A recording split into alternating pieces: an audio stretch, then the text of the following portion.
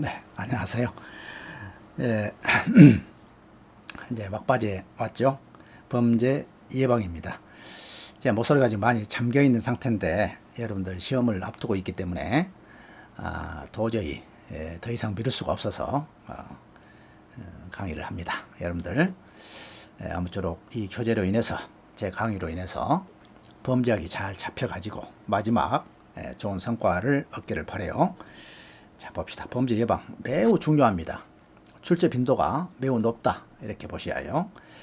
자, 랩이 뭐라고 얘기하면 범죄 예방의 의미를 실제의 범죄 발생을 줄이고 범죄에 대한 일반 시민의 두려움을 줄이는 사전 활동이다 이렇게 정의를 내려요. 그래서 사전적 범죄 예방을 강조하고 있다.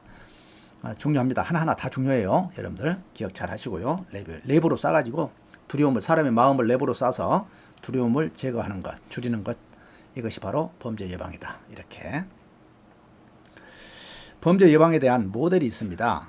모델이 제프리가 있고요. 제프리. 그 다음에 브렌틴과 파우스트가 있어요. 두 사람의 내용을 좀 정리를 해 놓으셔야 합니다. 자, 제프리는 프리한 사람이야. 프리한 사람. 셉테드를 처음에 이제 환경 개선 모델이라고 해서 셉테드를 얘기합니다. 환경을 개선해서 범죄를 예방할 수 있다라고 하는 주장이죠. 그 다음에 두 번째는 범죄 억제 모델이라고 그래요. 다시 말해서 우리가 억제 모델, 억제 이론, 우리 그렇게 얘기하죠. 형벌로 인한 일반 예방, 모든 사람들이 범죄를 하면 처벌을 받는다고 하는 그러한 두려움 때문에 범죄를 하지 않는 것, 이것이 바로 일반 예방 이론이고 형벌을 통한 일반 예방 이론이거든요. 범죄 억제 모델입니다. 마지막에 이미 이제 범죄를 했어요. 범죄를 한 사람이 교도소에서 사회 복귀를 어떻게 할 것이냐라는 모델이야.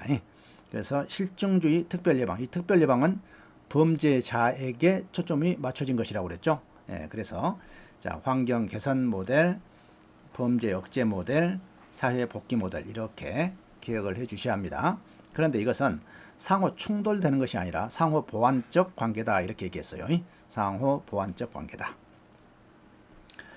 브렌팅햄과 파우스트는 보건의료 모형을 차용해서 1차적 예방, 2차적 예방, 3차적 예방으로 나눕니다. 내용 자체는 거의 유사해요. 제프리하고. 자, 1차적 예방이 사회정책이야. 사회정책. 그리고 범죄 예방을 하고 교육을 하고 방범활동을 통해서 범죄를 예방하자 하는 것이 1차적 예방이고요. 2차적 예방은 잠재적 범죄자를 조기 발견하자는 게 조기 발견. 그래서 감시 교육을 강화하자라는 개념이고요. 3차적 예방은 똑같이 사회복귀 모델하고 같습니다. 교정이고 사회복귀이고 갱생보호사업이다. 이렇게 얘기를 합니다. 자, 1차, 2차, 3차. 여러분, 브렌팅햄과 파우스터. 자, 이 보건의료 모형이란 것이 뭘까요? 우리가 이제 코로나가 들어오잖아요. 코로나가 들어오면 우리 사회의 일반 보건 의료 체계를 보호하기 위해서 우리 국민들의 건강을 보호하기 위해서 1차적 활동, 2차적 활동, 3차적 활동이 있단 말이에요. 1차적 활동은 뭐냐? 아직 지금 미국이나 중국에서 뭔가 지금 막 움직이고 있어. 뭐가?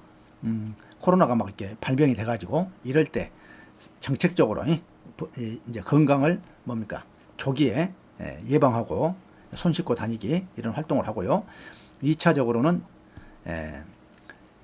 이제 외국에서 들어왔을 때 조기에 발견하고 조기 이제 그 건강 감염자를 조기에 발견하고 그 사람들을 감시하고 교육하는 그런 시스템. 그 다음에 3차는 이미 발병을 했어. 환자들을 직접 관리하는 것. 이것이 바로 이제 건강의료보험 모형이란 말이죠. 의료 모형이란 말이죠. 이것을 그대로 차용을 해서 브렌팅햄과 파우스트가 범죄 예방 모델로 설명했다는 거. 그 다음에 이제 뉴먼과 레피토의 범죄 예방 모델이 나옵니다. 뉴먼과 레피토도 방어 공간 이론이라는 얘기를 해요. 자, 특히나 이제 뉴먼이 주택 건축 과정에서 공동체의 익명성을 줄이고, 공동체 익명성이란 뭐야? 이름을 모른다는 것이죠. 줄이고 범죄자의 침입과 도주를 차단하며 순찰, 감시가 용이하도록 구성해서 범죄 예방을 도모해야 한다. 이것은 뭐라 한다? 방어 공간 개념을 사용했다는 거예요. 뉴먼 하면 방어 공간 개념을 사용했다는 거예요. 너만 방어 공간이 있니? 이렇게 얘기한 거야. 너만. 자, 상황적 범죄 예방이라는 게 범죄 행위에 대한 위험과 어려움을 높여서 자, 범죄 행위에 대한 위험과 어려움을 높여가지고 범죄 기회를 줄이자는 거야. 그래서 상황적 범죄 예방 모델. 자, 이론적 근거는 범행을 촉발하는 요인을 동기화된 범죄자, 자, 적합한 대상, 감시 부재. 이건 누구 얘기죠? 코헨과 패슨의 일상 활동 이론이죠. 이걸 들고 범죄 기회가 주어지면 누구든지 범죄를 저지를 수 있는 것으로 보는 일상 활동 이론은 상황적 범죄 예방의 이론적 근거가 되었다. 제가 말씀드렸어요. 자, 환경범죄학과 상황적 범죄 이론은 어떻게 다를까? 사실은 가장 유사하면서도 환경은 환경에만 초점을 둔 것이고요. 상황은 그러한 환경이 범죄의 상황에 어떻게 영향을 미치느냐, 어떤 상황이 범죄에 어떤 영향을 미치느냐를 얘기하는 것입니다. 자, 다시 말해서 환경은 주택, 건물, 지역 등 환경의 범죄 취약 요인을 분석하고 환경 설계를 통한 범죄 예방 전략을 세우고자 하는 거예요. 자, 그래서 앞에 나왔던 뉴먼의 방어 공간 이론, 또 제프리의 셉테드, 코인과 패슨의 일상 활동 이론, 또 윌슨과 켈링의 깨진 유리창 이론, 이런 것들이 전부 다 환경 범죄학입니다. 자, 이것을 환경적 범죄 기회를 제거하고 개인의 생활 양식까지 개선하는 것, 이것을 우리는 상황적 범죄 이론이라 한다. 자, 환경 범죄학보다는 넓은 개념이에요. 그렇게 이해를 하시고